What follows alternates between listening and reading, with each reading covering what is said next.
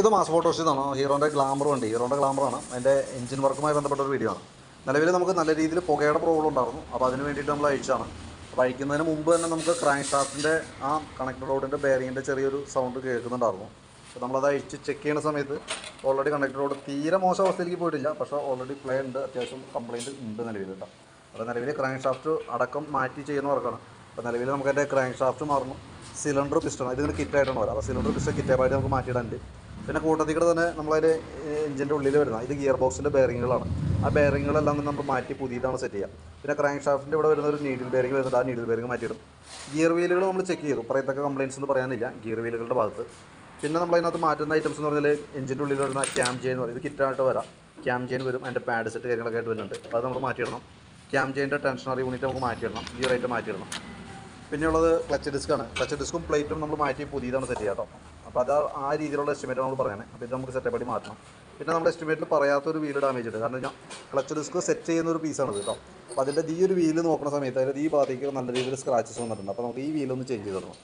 ഇപ്പുറത്തെ അതിൻ്റെ നേരെ സപ്പോർട്ടിംഗ് ആയിട്ടുള്ള വീലിന് വേറെ ഡാമേജ് ഇല്ല. അപ്പോൾ ആ വീല് നമുക്ക് തന്നെ യൂസ് ചെയ്യാം. ഇത് തേയ്മാനമുണ്ട് നല്ല രീതിയിൽ. അപ്പോൾ ഇതും കൂടി മാറ്റിയിട്ട് വേണം നമുക്ക് ക്ലച്ച് ഡിസ്ക് സെറ്റ് ചെയ്യാനായിട്ട്.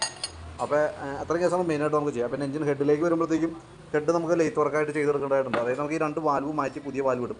അതിനുശേഷം അതിൻ്റെ ഗൈഡ് കാര്യങ്ങൾ ഡാമേജ് ഉണ്ടെങ്കിൽ അതും കൂടി മാറ്റിയിട്ടാണ് നമ്മൾ വിസിറ്റ് ചെയ്യുക.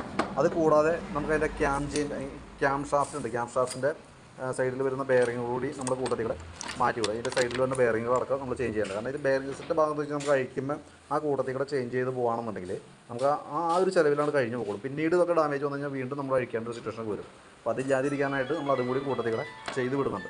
പിന്നെ അതിൻ്റെ ഗ്യാസ്കറ്റുകൾ, ഓയിൽ സീലുകൾ, ഓറിങ് ഐറ്റംസൊക്കെ മാറ്റി എഞ്ചിനുകളടക്കം മാറ്റിയിട്ടാണ് നമ്മൾ വിസിറ്റ് ചെയ്യുക. പിന്നെ ഈ വണ്ടിയുടെ മെയിനായിട്ട് പറഞ്ഞാൽ നമുക്ക് അതിൻ്റെ കാർബറേറ്ററിൻ്റെ ഭാഗത്ത് നമ്മൾ വണ്ടി അഴിക്കുമ്പോൾ തന്നെ വണ്ടി ചെറിയൊരു ഷേക്ക് ആകുമ്പോൾ തന്നെ കാർബറേറ്റർ ഓവർഫ്ലോൻ്റെ കംപ്ലയിൻറ്റ് കാണിക്കുന്നുണ്ട്. പെട്രോൾ താഴേക്ക് ചാടി വരുന്നുണ്ടായിരുന്നു. എനിക്ക് ആ കംപ്ലയിൻറ്റ് നിങ്ങൾക്ക് ഉണ്ടെന്നുള്ള കേസ് നമുക്ക് വണ്ടി അഴിക്കുമ്പോൾ തന്നെ നമുക്ക് അറിയാനായിട്ട് പറ്റും. പക്ഷേ നമ്മളിത് എഞ്ചിൻ വർക്ക് കംപ്ലീറ്റ് ചെയ്ത് കയറ്റുമ്പോൾ എയർ ഫിൽറ്ററും കാർബറേറ്ററും നമുക്ക് കമ്പൽസറി ആയിട്ട് ചെക്ക് ചെയ്യേണ്ടതായിട്ടുണ്ട്. അപ്പോൾ കാർബറേറ്റർ അഴിച്ച് ക്ലീൻ ചെയ്യുന്ന സമയത്ത് സ്വാഭാവികമായിട്ടും പെട്രോൾ ഓവർഫ്ലോൻ്റെ കംപ്ലയിൻറ്റ് വരാനുള്ള സാധ്യത നിലവിലുണ്ട്. ഞാനിപ്പോൾ നിലവിൽ കാർബറേറ്റർ അഴിച്ചിട്ടില്ല, വണ്ടിയിൽ തന്നെയാണ് കാർബറേറ്റർ ചെയ്യുക. ഞാൻ പറഞ്ഞതിൻ്റെ കാരണം എന്ന് വെച്ചാൽ അതങ്ങനെ വരാനുള്ളൊരു സാധ്യത നിലവിൽ കാണുന്നുണ്ട്. കാരണം ഇപ്പോൾ തന്നെ അതിൻ്റെ ചെറിയൊരു ഓവർഫ്ലോൻ്റെ കംപ്ലയിൻറ്റ് നിലവിൽ കാണുന്നുണ്ട്. ഇതാണ് നിലവിൽ വണ്ടിയുടെ അവസ്ഥ. അപ്പോൾ ഞാൻ അതിൻ്റെ വണ്ടി അഴിച്ചപ്പോൾ അതിൻ്റെ ഡീറ്റെയിൽസ് ഒന്ന് അപ്ഡേറ്റ് ചെയ്യുന്നുള്ളൂ. ബാക്കിയത്തെ ലെയ്ത്ത് വർക്ക് കഴിഞ്ഞതിന് ശേഷമാണ് നമുക്ക് സെറ്റിങ് വരാൻ പറ്റുള്ളൂ. ക്രാങ്ക് ഷാഫ്റ്റും സിലിണ്ടറും നമുക്ക് ഓർഡർ ചെയ്ത് വരുത്തേണ്ടതായിട്ടുണ്ട്. അപ്പോൾ അതിൻ്റെ ഒരു താമസമാണ് നമുക്ക് എന്തെങ്കിലും വരാം കേട്ടോ.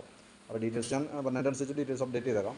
അപ്പോൾ ഇതിൻ്റെ എസ്റ്റിമേറ്റ് അടക്കമുള്ള ഡീറ്റെയിൽസ് നമ്മൾ പറഞ്ഞിട്ടുണ്ടായിരുന്നു. ആ എസ്റ്റിമേറ്റ് പ്രകാരമാണ് നമ്മൾ ഇതിനകത്ത് കംപ്ലീറ്റ് ചെയ്യുന്നത് കേട്ടോ.